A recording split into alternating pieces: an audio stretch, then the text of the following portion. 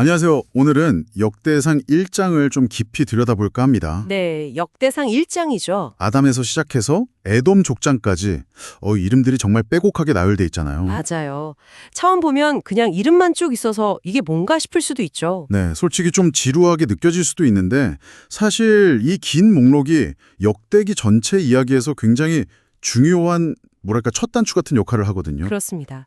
단순한 이름 목록처럼 보이지만 여기에는 이스라엘 공동체가 스스로를 어떻게 생각하고 또 주변 세계와의 관계를 어떻게 받는지가 담겨 있어요. 그냥 누가 누구 아들이다 이걸 넘어서는 거군요. 네, 우리는 누구인가? 라는 그 질문에 답해가는 과정, 그 시작인 셈이죠. 그럼 첫 부분부터 볼까요? 1절부터 27절까지인데 인류의 시조 아담부터 시작하죠. 네, 아담부터 노아, 그리고 노아의 세 아들, 셈, 함, 야벳 이렇게 이어지고요. 특히 셈의 계보를 쭉 따라가면 아브라함에 딱 도착하더라고요. 맞아요. 중간중간에 흥미로운 이름들도 좀 보이죠. 예를 들면 함의 자손 중에 니무롯, 세상에 처음 나타난 영웅이었다. 뭐 이런 언급도 있고요. 아, 맞아요. 그리고 셈의 후손 벨렉 때는 세상이 나뉘었다 이런 기록도 좀 눈에 띄고요. 여기서 중요한 건 이스라엘의 이야기가 아브라함, 여기서 딱 시작하는 게 아니라는 거예요. 아, 인류의 시작까지 거슬러 올라가는군요. 그렇죠. 이스라엘 역사가 그냥 한 민족의 역사가 아니라 인류 전체의 큰 이야기하고 연결되어 있다는 걸 보여주려는 의도로 볼 수 있죠. 니무롯 같은 인물 언급은 그럼 그건 아마 당시 알려진 세상의 어떤 강력한 존재들, 그런 것까지 다 포함하려는 시도로 보이고요. 벨렉 이름 뜻 자체가 나뉨인데 세상이 나뉘었다는 구절은 보통 바벨탑 사건 이후에 언어랑 민족이 흩어진 걸 암시한다고 많이들 해석하죠. 결국 이 모든 게 아브라함으로 이어지는 셈의 계보를 중심으로 펼쳐지는 거군요. 네, 선택된 흐름을 좀 부각하는 거죠. 자, 그럼 아브라함 이후 28절부터 42절을 보면 이야기가 좀 더 구체화되는 것 같아요. 맞습니다. 이삭과 이스마엘. 그리고 이삭의 아들 에서와 이스라엘, 즉 야곱으로 이렇게 가지를 뻗어나가죠. 네, 물론 이제 중심은 이삭과 야곱에게 맞춰져 있긴 한데요. 근데 이스마엘의 12아들 이름이나 에서의 후손들, 심지어 에서랑 관련된 세일 자손들까지 꽤 상세하게 기록된 점이 좀 인상 깊었어요. 바로 그 부분이 흥미로운 지점입니다. 그러니까 이스라엘의 직계 조상 외에 이스마엘 후손들이나 에서 후손들, 에돔 족속이죠.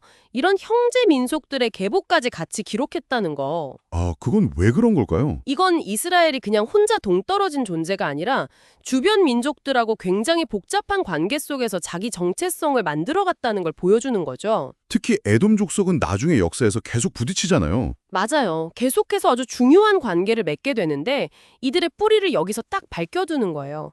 앞으로 펼쳐질 이야기에 어떤 입체적인 배경을 미리 깔아두는 효과가 있는 거죠. 아하, 그럼 이 기록이 그냥 역사적 사실만 나열한 게 아니라 당시에 이걸 읽는 사람들에게 주변 민족들과 우리 관계를 이렇게 이해해야 한다, 이런 관점을 제시하려는 의도도 있겠네요. 정확합니다. 자기들 정체성을 규정하기 위해서 주변 세계와의 관계 속에서 스스로를 파악하려는 시도인 거죠.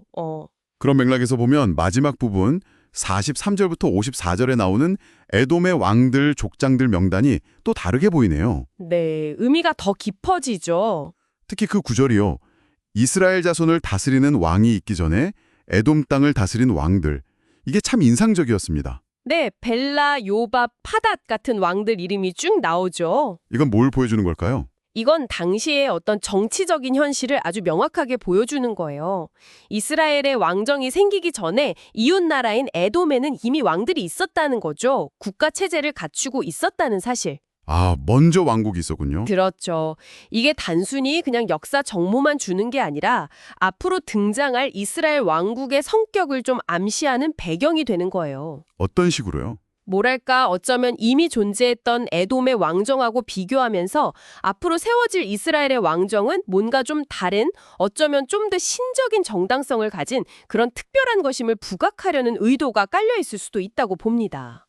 와, 듣고 보니 정말 단순한 이름 목록이 아니었네요. 그렇죠. 아담부터 시작된 인류 역사 속에서 이스라엘의 위치를 딱 정하고 주변 민족과의 관계도 보여주고 또 미래에 대한 복선까지 깔아두는 그야말로 거대한 서사의 밑그림이었군요. 그렇습니다.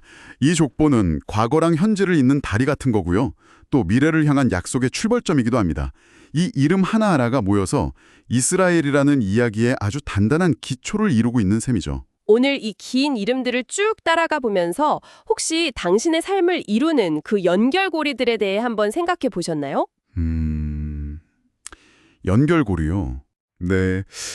어쩌면 너무 당연하게 여겼던 가족이나 친구, 내가 속한 공동체와의 관계들이 있잖아요.